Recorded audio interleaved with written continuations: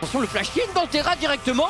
Le niveau 1 qui est pris, on met beaucoup de dégâts sur Woolite, obligé de flash out, on continue la roquette, est-ce que ça peut passer? Pour Eccles qui fait son entrée dans la LFL.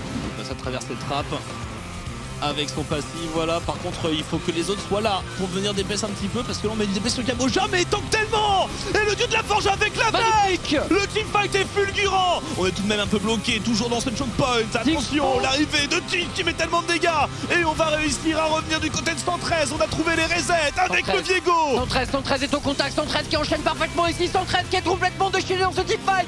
Et Cabochard qui suit son jungler, la charge est mortelle ici, 113 qui finira par tomber sous les coups d'Irrelevant. Mais la K-Corp s'impose dans ce teamfight. Attention, oh Staken, le burst directement qui est trouvé, mais Woolite survivra. L'ultimate de Seord qui ratisse la backline tandis que 113 va chercher l'assassinat justement. La bulle qui est passée au travers. Ils sont punir pour l'instant et le POC qui continue du côté de Chayek, c'est du 1 pour 1 là. Ça y est, oh mon dieu, il y avait 3 joueurs alignés. C'est absolument parfait. Quel ulti de roi du côté de Cabochard, double kill d'ores et déjà en faveur de la K-Corp. Et on ne craque pas pour 113, Staken qui s'envole de nouveau et encore un reset d'ultimate. Staken est totalement intenable. Et la K-Corp qui... Oh, Vendeur. Oh, le couloir. Oh, ce retour. C'était du bluff, Vendeur n'était pas touché. Superbe ultimate de Cabochard. Et derrière, regardez Staken de nouveau. Woolite ne pourra pas survivre. C'est la game. La K-Corp qui s'impose pour son entrée en LFL 2022. Très belle cover d'Akaban, Ultimate TF qui part et ce play qui essaye d'être désamorcé par les Game Wars. On a le backup de Camillus derrière, on y va directement, on proc le phase rush, les clips du côté du Jace qui va tout de même tomber. Enjao qui a l'aggro de la tour qui va rater son flash, malheureusement ça donne un reset à Akaban. Qu'est-ce qu'il va pouvoir faire avec ce corps de barbe? Il va mourir de Vinci, il doit s'en vouloir terriblement. Game Wars c'est pas terminé, on a beaucoup de dégâts sur le Corki. On va peut-être prendre le kill, on prend le kill, ça y est, et on est en chasse, ça a l'air de ne pas être terminé. On va essayer d'enchaîner sur Ronaldo, la Golkar qui est partie, très bon stopwatch de sa part, Karim KT qui essaie de se retourner ici, Checolade maintenant doit faire le travail. Le flash est obligatoire sur Karim qui essaie de temporiser, malheureusement c'était pas une Golkar mais une red card. Et Checolade va partir au flash in et récupérer le kill, on enchaîne pour Camillus, on met tout sur du State Fate. C'est très tanky mais ça va les atouts touche du côté de Ronaldo, on grattera un kill tout de même ici. Timing assez spécial ici. Regardez la position, on se fait attraper, du coup il a plus que QSS sur son corps qui la Gwen qui se retrouve au contact, mais au contact c'est le corps qui vient totalement découper la Gwen et c'est pas terminé. Encore une fois la partie est tellement serrée, Tréton. Mais attention à pas prendre le poke, on est du mauvais côté pour les Géos avec les dégâts du Nashor et le poke du Jin qui part directement. On perd l'ultime Zinzao, attention pour la 4ème balle qui va venir assassiner Enjao tout simplement, ça réengage directement derrière. Aïe les Géos qui se sont trop enflammés là-dessus. Attention, Camillus qui va mourir une fois. C'est la mort de Camillus ici, mais Barisman bien évidemment avec toute son équipe qui arrive, Checolade qui est présent avec son Corki. Le jumping directement de Camillus en zombie qui permet à Swan d'essayer de suivre et de prendre un double kill. On va pouvoir continuer pour les Game Ward. Mais ça va être compliqué, il n'y a pas vraiment de trappe à poser, il utilise directement son filet, directement flash par Inax et les dégâts sont excellentissimes.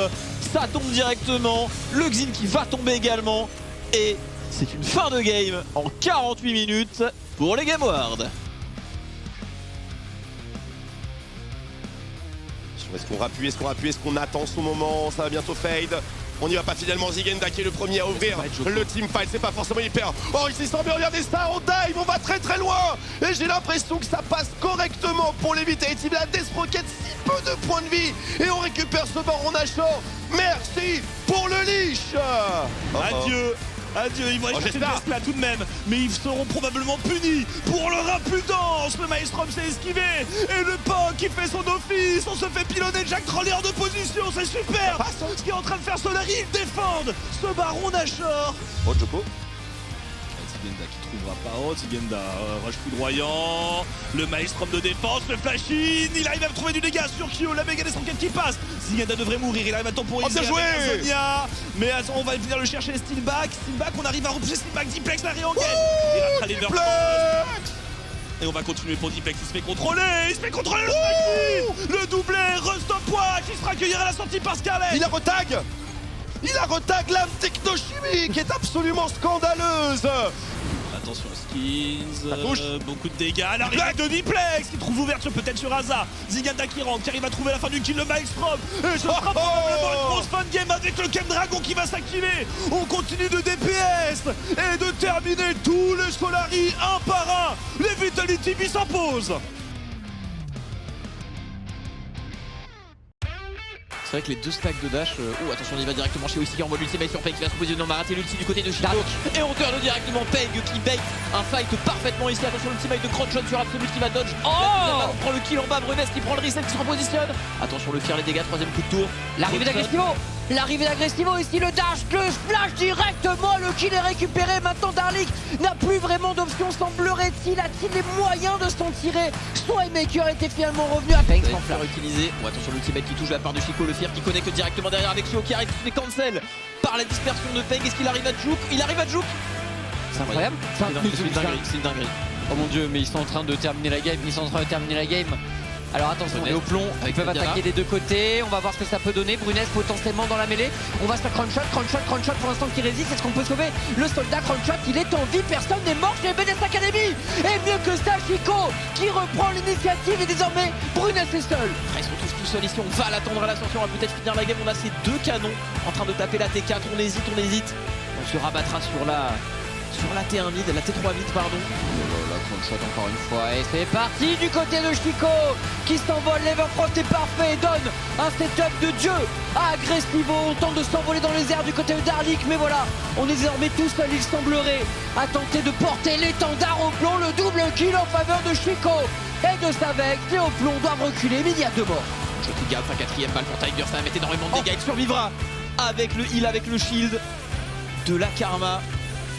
C'était très tendu ici pour Monsieur Crunchshot. Il ne reste plus qu'une tourelle, elle est super crypte en train d'avancer. Ouais, on tente tout pour le tout là du côté de Brunes. Crunchshot qui vivra, Crunchshot aucune mort pour sa première game en LFL. Hein. Quel match véritablement impérial. les deux drafts sont plutôt pas mal. Exaki qui se oh. Oh, Wixai qui tente directement sur Exaki qui vient prendre le first blood en solitaire sur la bot lane. Exactement, Memento, un vaincre du top laner adverse qui se repositionne parfaitement pendant ce temps. La balle de Luc qui met beaucoup de dégâts et qui va calmer Yike pendant que la Death Rocket a été parfaite du côté de Codison. Bonne Ragnar et low life, mais normalement les roquettes peut la faire sucer. Attention, on va regarder d'ici, c'est Yike dans la mêlée maintenant, mais les polymorphes, il est temporisé. C'est Eka qui va tenter avec un package de passer. Exaki qui ne va pas flash in, qui va rester calme. Ultimate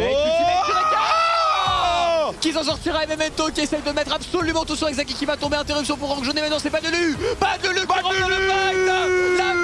La Gwen qui découpe absolument tout le monde. Yike qui tente un baron d'honneur mais qui va lui aussi tomber. Le teamfight est largement pour la nouvelle équipe en LFL, Mirage et Liandra. Sur cette map, c'est un véritable enfer. Eka